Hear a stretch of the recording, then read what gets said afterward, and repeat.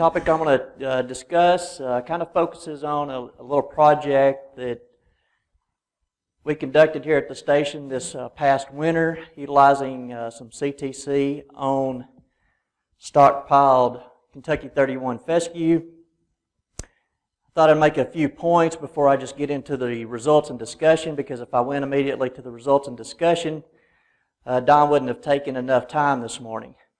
So I kind of thought I would lead up to the topic just to put into perspective how we do things, how we learn things, and how we apply technologies on our operation and how those things are changing. And they're going to be changing very rapidly. As I think about previous presentations that I've given here at the station in regards to mineral supplementation, it seems like each of those times it's been at kind of a transition in terms of FDA's thinking, and I'll highlight that here shortly. So the way things were, we would do things according to how Dad may have taught us. I pulled this quote off the internet. A gentleman responded to a topic on the internet, his response, and I just copied and pasted this. This isn't my spelling, okay? I'm not a real good speller, but I have spell check on my computer. So this I just copied and pasted, but the guy said that CTC is the most common ingredient in minerals that are designed, formulated for cattle on endophyte-infested pastures, supposed to help with counteracting the problems of cattle eating the poison. Quotes endophyte. That was his response. We could argue that response isn't exactly accurate. And so with that, I bring up another point, is that the way things are today, we tend to learn things off the internet, and sometimes those things on the internet aren't exactly true. But we did take a look at the use of CTC on the stockpiled fescue in this particular situation. And as we think about fescue, historically it seems like that the word chlorotetracycline, or CTC, which is a medicated feed additive, and fescue have kind of gone hand in hand as we look at our mineral supplementation program. And here are just two examples of mineral tags where the term fescue is indicated on the mineral. So we're thinking that, well, this mineral is designed to be fed with fescue, and the hand-in-hand part is that oftentimes these minerals that are termed fescue minerals do contain the antibiotic chlorotetracycline. And the challenge we get into is that level of chlorotetracycline is quite variable. As I talk about the level of chlorotetracycline we fed in this particular study, that we went with the lower level of CTC that is common across a broad spectrum of minerals, and it's the level that we typically see approved for the shipping fever complex, the 350 milligram per head per day dosage. The ones on this particular tag here is stated for anaplast control. And so as we think about the use of CTC and why we're feeding CTC, I think about culling rates. And as we look at our 300-day grazing herd, I pulled this summary out of the reasons why we have culled cows over the past 5, now going on to 6 years in that 300-day grazing program. And this is a representation of number of cows relative to the number that were culled, not the number that we have grazing over time. And so if we look at that little pie chart, or a big pie chart as it's blown up here, if we take out the purple, those are the cows we culled because of the drought in 2012. So if we take out the purple and focus on the majority of the rest of the culling, the majority of the rest of our culling is associated with cows not breeding back. Now granted, Dr. Troxel will talk about this shortly, but our cows do a very good job of maintaining body condition throughout the year. And so body condition may not be a problem with that breed back issue. And then we also have a problem with feet and legs. We seem to cull at least 1 to 2 cows every year due to fescue foot, despite the complementary forages that Dr. Jennings has put into that 300-day grazing program. And so if we think about feed additives and trying to manage fescue, pull out a picture of silver bullets. We're all looking for a silver bullet, but there are no silver bullets when it comes to a medicated feed additive fixing this fescue issue. Now, research, we have looked at different feed additives. Some would be the antibiotic type, and some have been some other forms of feed additives that are not antibiotic, including a product that you might be able to or may have fed, Tasco. It's a seedweed extract. That's probably the most researched product out there that they've looked at for managing fescue toxicosis in cattle. There's another product that was kind of introduced. It really hasn't made its way into the market to a heavy extent. And this would be a product out of Alltech, and it was just a mycotoxin binder. And this product in the gut is kind of a non-specific binder that's associated with the yeast cell wall extract. And then there is one product out there called Endofighter that you can find in some minerals. It contains a hydrated sodium calcium aluminosilicate, if I pronounced that correctly. And that product there, I looked for research on that product, and there was one study done back in the early 80s. Kind of a more recent research report with the Endofighter mineral. They really didn't see any significant improvement in providing the Endofighter components of the mineral versus not having that type of mineral. And so as we look, if I do a quick search on a search engine that looks at published research, we find the combination of fescue and chlorotetracycline. There's just absolutely nothing out there in terms of easily accessible research data to support or dismiss the benefits of feeding CTC, yet we all do it.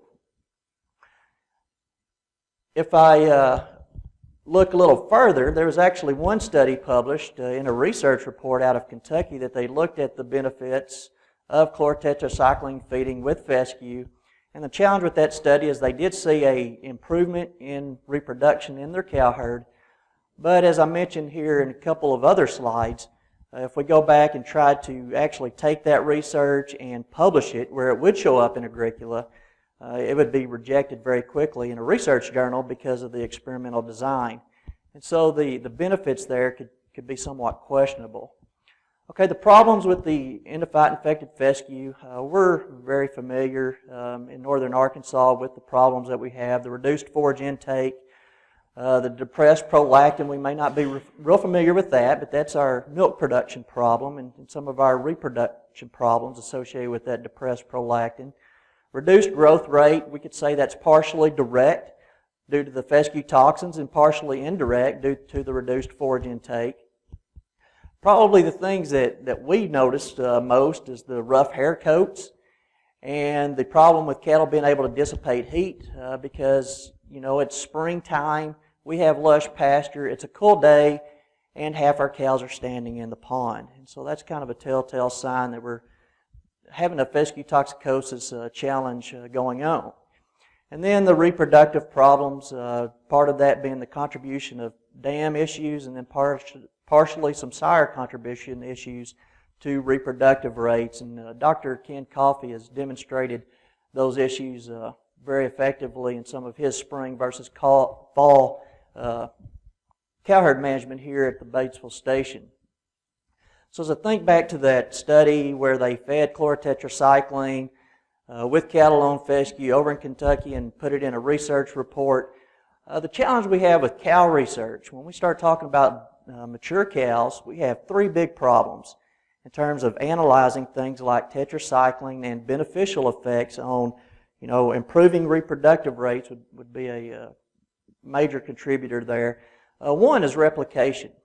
I can take a group of 80 cows, but my pasture is what I'm studying. I'm studying that fescue pasture, and so I may only have four reps instead of having 80 reps out there. And so the challenge becomes the number of animals that I'm studying versus putting all those animals on a pasture and studying that pasture effect.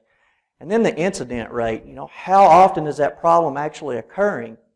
If we think back to the cows that we had on the 300-day grazing program and we're culling because of fescue foot, if we're only culling 1 or 2 cows per year, as a percentage, that's going to be right around 2% for our cow herd, 2.5%, but yet when we start trying to analyze that data and put some statistical inference to it, there's just not a high enough incidence rate there to be able to start saying, yeah, this is really occurring versus just random chance.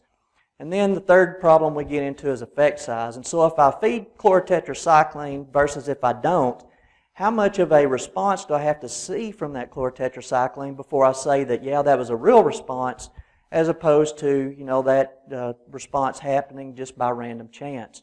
And so when we start researching cows and things like reproduction, things start getting a little more critical in terms of being able to say that they're really happening. And when we look at count data, like on the number of animals that develop fescue foot, that becomes a challenge. Growth rate is a little bit easier, but things that are incidence rates becomes a little bit more difficult. So what are those real benefits to feeding CTC to mature cattle? Do we really know? There's a lot of information in terms of testimonial. There is some research data in a feedlot that demonstrates that there is a reduction in the foot rot cases. But as we look at the label that I'll talk about here shortly with CTC, there becomes some questionable things in terms of what we're using CTC in our mineral for to control versus what we're legally allowed to feed that mineral containing CTC for in terms of disease and other production purposes. And so if you think about your mineral, if you're feeding a mineral with CTC, what are you feeding it for? Is it less foot problems? This was one of our cows that took a picture of that was suffering from some foot issues there in our 300-day grazing herd. Is it pink eye problems? Are we feeding it because we're seeing improved reproductive rates? The one thing of all of these 5 that are listed, anaplasmosis, that's the only one that's actually on the label for use on feeding CTC.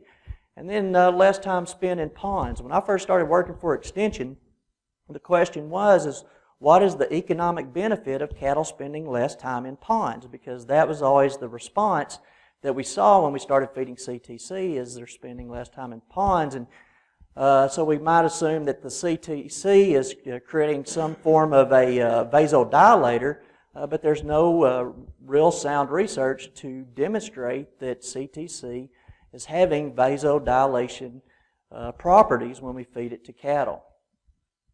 So our 2013-2014 research project, we examined the response of mature cows to CTC when we offered it through a free choice mineral, and we supplemented this just during the stockpiled fescue grazing period. And within that, we chose 2 grazing methods on the stockpiled fescue. We chose the continuous grazing method and then the strip grazing method. And if you think, well, why would you might look at those 2 grazing methods separately, using CTC with and without each of those methods, if we think about grazing, in one aspect, we're forcing cows to clean everything up with the strip grazing. Whereas the continuous, they have the opportunity to randomly select where they choose to take a bite. And so there may be a benefit to the continuous or the strip allocation in terms of fescue toxin load. So we wanted to look at it under those 2 scenarios. And so before I get into the results of the study, I thought timing, good or bad? I thought the timing was pretty good from the perspective that a lot of cattle producers utilize CTC in their mineral. It's something that we do not have much information on. Timing is bad because when we look at the tag, the way we fed CTC is it's not labeled on the bag for use. And so as we think about timing, back in December, FDA proposed in the Federal Register, and so this is something that's in progress, that is going to be transitioned into law, but it's right now under the comment period, is that the proposed changes to a veterinary feed directive. And so what is a veterinary feed directive? Okay, if I'm feeding certain antibiotics, before I can utilize those antibiotics, a veterinary has to prescribe those for the disease that I'm trying to treat. The objective here is the abuse of some antibiotics, or perceived abuse of some antibiotics in the livestock industry, and the targeted antibiotics are those antibiotics that the FDA finds in terms medically important antimicrobials. Well, those are the ones that are also used in human medicine. And so there's been concern as to resistance in antibiotics. Is there a 100% human contribution? Is it 100% livestock contribution? Is it a combination of use in antibiotics of both industries? The medical industry is finally kind of stepping forward and saying, yeah, we're a major contributor of antimicrobial resistance. Many have just wanted to point fingers toward the livestock industry. But regardless, the FDA is looking toward greater restriction of how we're using these medically important antimicrobials to help prevent some of the antimicrobial resistance. Because the last thing we want in the livestock industry as well is to observe resistance, because then it becomes less effective for us as well. Of the ones that are listed as medically important, the tetracyclines are the one that's going to affect us. Being chlorotetracycline or CTC, you may call it aramycin by a trade name. That's the one that's going to affect most of us here in Arkansas, and that's the antibiotic we used in our study. Okay, so what changes are going to occur when this finally becomes law? One is there's no more going to your local feed store and purchasing a bag of medicated mineral, or at least mineral that's medicated with chlorotetracycline.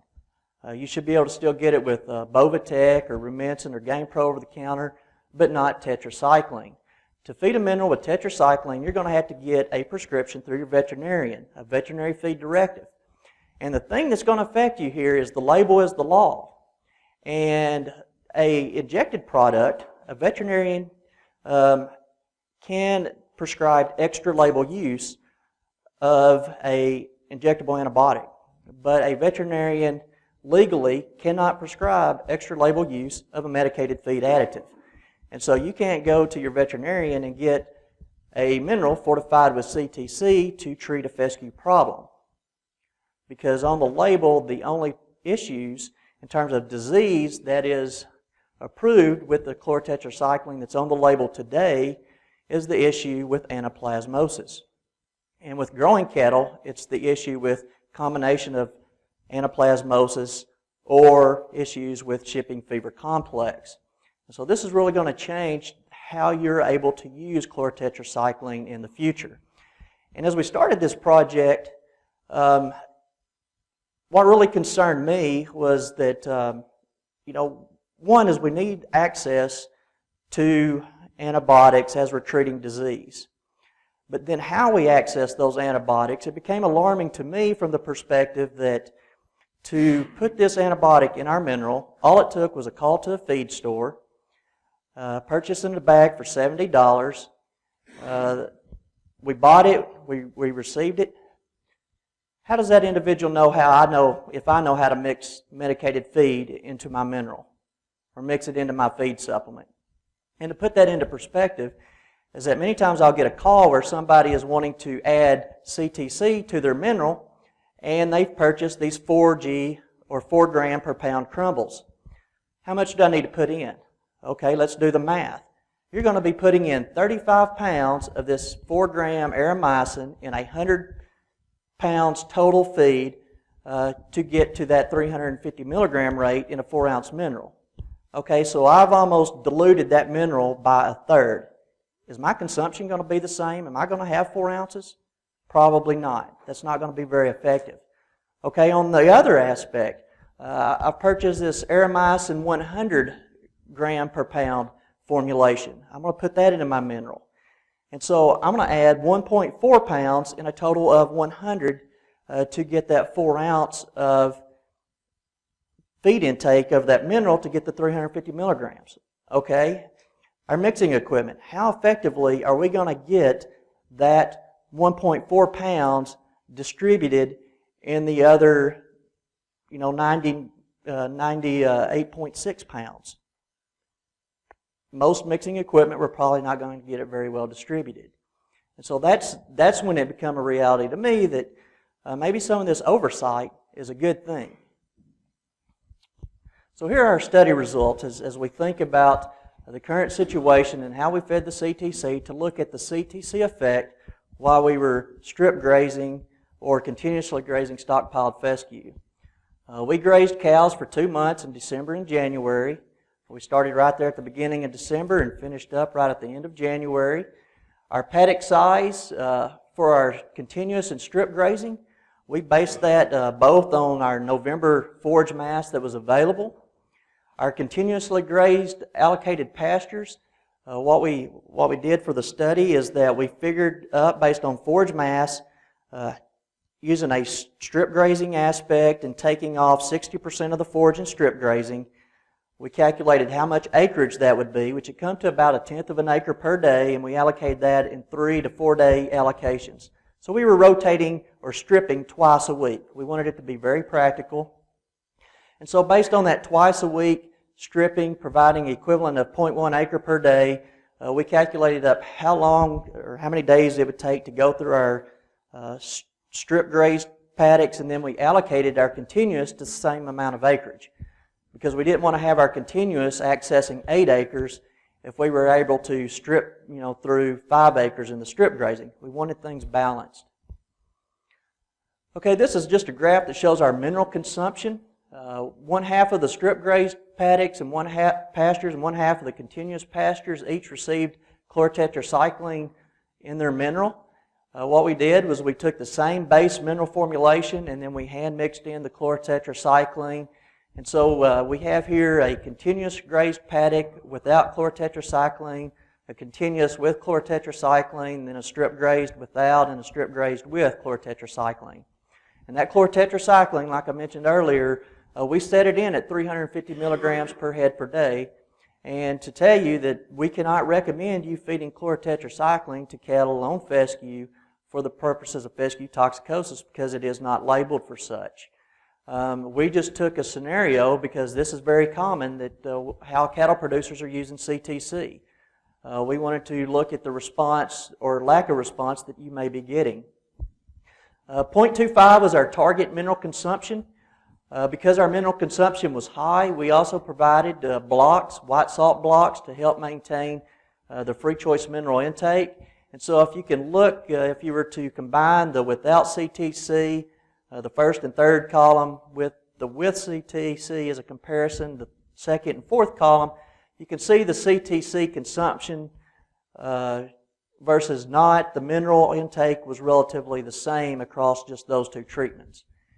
The strip grazed without CTC, we had a little bit lower total mineral intake, but if we just look at the CTC with and without, those intakes were very similar.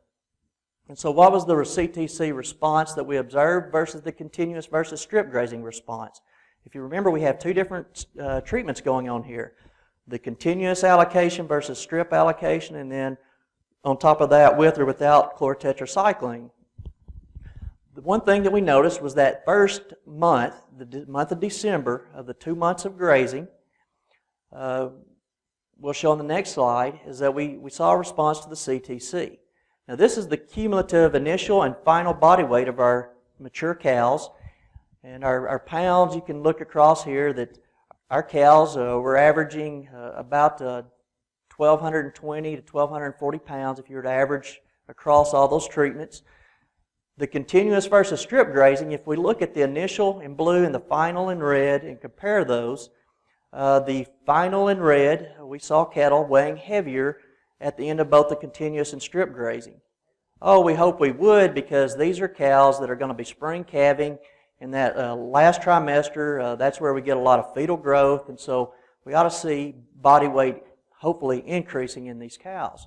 On the chlorotetracycline versus the non-chlorotetracycline, over the entire 60 days, we saw about a 33-pound weight change advantage for those cows that were exposed to the chlorotetracycline. Versus the cows that weren't exposed, we saw no difference in body weight.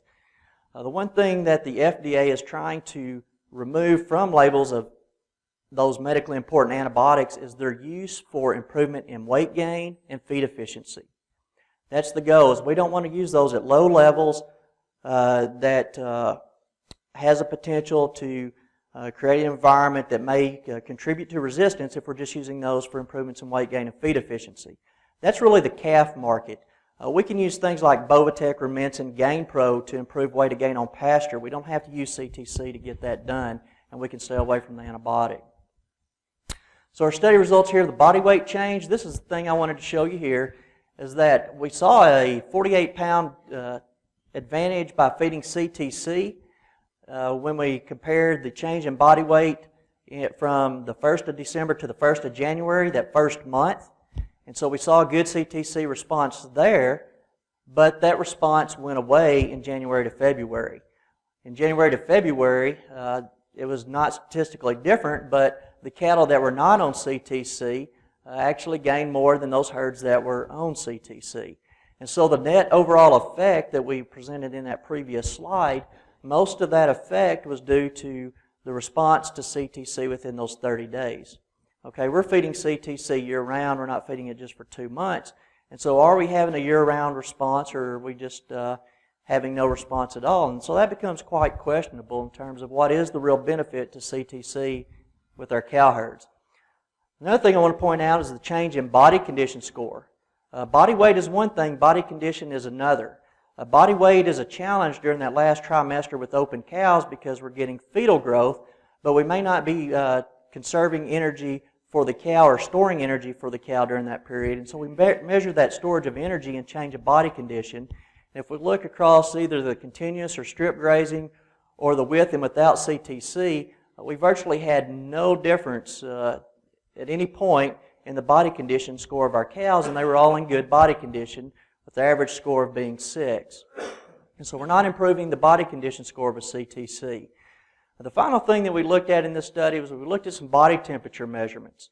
And so with the body temperature measurements, we looked at skin temperature on the rump, we looked at skin temperature at the ear, we looked at skin temperature around the dew claw using a little infrared thermometer, and then we also took rectal temperature, and at the same time we were measuring ambient temperature. And these were extremely cold days when we took these two measurements in January, beginning of January and end of January. I think the temperature when we were measuring these outside was about 20 degrees. And so under that circumstance, we probably had a considerable bout of vasoconstriction occurring to maintain that core body temperature in these females. But when we looked at the data across the period, the interesting aspect, I'm thinking maybe we feed CTC and we'll see a vascular response, and how we measured our vascular response or estimated it is with what we call a thermal circulatory index, where we look at the ratio of the skin temperature to the rectal temperature and the skin temperature to the ambient temperature and compare those to the with and without treated. And the interesting aspect is that we didn't see any response in that thermal circulatory index due to chlorotetracycline. Where we saw a response was whether we had a cattle continuously grazing or strip grazing. And so in talking to Dr. Jennings, our forage specialist, and getting some of his insight in terms of why this may occur, he thinks maybe the cattle that are strip grazed, we force those to graze far down into the canopy, and so potentially their fescue toxin load may have been a little bit more diluted than those that were continuously grazed, because those that were continuously grazed were all grazing, initially are going to graze more on new growth early until the new growth is grazed out, and then they're forced to graze down into that older canopy. So if you think about stockpiling fescue, many of us are going to stockpile fescue by bush hogging, and so we're not taking that forage all the way down to 2 inches off the ground. Most of the time we're going to have maybe a 4 to 6 inch residue of old growth there in our stockpiled fescue if it wasn't grazed off or mowed off. And so these pastures would have been brush hogged off, or at least most of them. And so that could have been part of the response we saw there. If we look at calf birth weight, I'd mentioned that last trimester when the calf is really growing. So did the CTC affect calf growth? It's kind of questionable because there was about a 30-day lag between when we quit feeding CTC versus the average birth date of the calves from the females we used in this study. And so our study wrapped up at the end of January. The average calving date so far has been about the first part of March. And so between January and the first part of March, there was no CTC feeding with any of these cows. And so we didn't see any difference due to our CTC feeding in that calf birth weight. And we didn't see any difference in the birth date of the calves due to CTC, which you wouldn't expect CTC to really influence calf birth date, but we want to look at that to make sure that there wasn't any bias to say that one group was older or younger than the other in our experimental design. So to kind of conclude the study aspect of what I've covered today, the chlorotetracycline, we saw a short-term improvement in body weight, but it was short-lived. It wasn't lifetime-lived. Body condition score was not affected by our feeding of this chlorotetracycline. We didn't see it impact calf birth weight once we had it removed, for 30 days. The strip grazing was interesting from the perspective that it appeared to improve body temperature indicators. That's something that probably we ought to look at further. The other aspect of our continuous versus strip grazing is our overall utilization was lower than anticipated. Part of that was due to experimental design, the way the study was set up, where we weren't moving cattle according to when it looked like they were completely out of forage. We moved them according to our fixed calendar moving periods. And then I think the other part of this low percentage here is just due to methodology. When we start really grazing our pasture down short, we end up having probably more bias in the way that we measure forage across a landscape with rising plates.